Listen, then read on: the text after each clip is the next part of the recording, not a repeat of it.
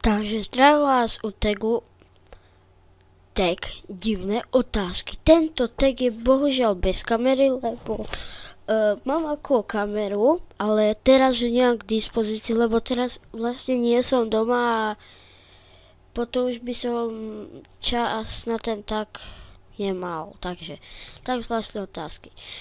Máš nejakú prezývku, ktorú používa len tvoja rodina? Nie, nemám. Máš nejaký divný zvyk? Asi nie. Máš nejaké divné fóbie? Mám strach zo žralokov.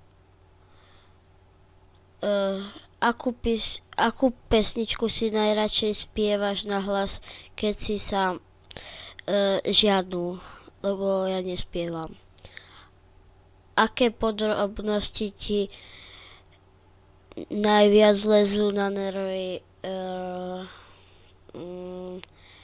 Keď napríklad niekto hovorí furt tú istú vec dookola, tak to nenávidím.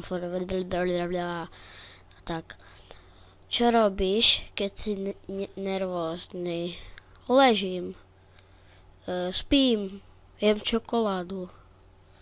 Takže 7. otázka. Na akej strane postele spíš? Spím vo strede. 8. otázka. Aký bol tvoj prvý plišák a ako sa menoval? Bol to taký pes, ale nemal žiadne meno. Akú stranu tela si otočený vo sprche? Tak, furt inak. Vieš so svojím telom niečo zvláštneho, čo nikto iný nedokáže. Sorry, ale ja to prekladám, lebo je tu napísané po česky, takže trošku utrpenia, dobre, takže nič neviem so svojím telom, niečo zvláštneho.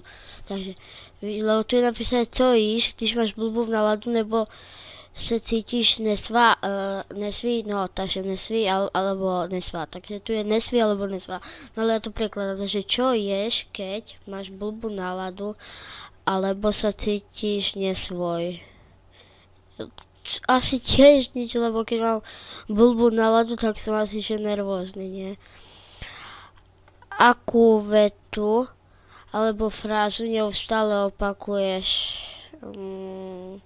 Furt inakšiu, napríklad, neviem. Ide sa spať, čo si popravde vezmeš na seba? Tričko, len tričko. Tričko a nohavice, takže to by bolo asi všetko z toho tagu, takže zatiaľ čau.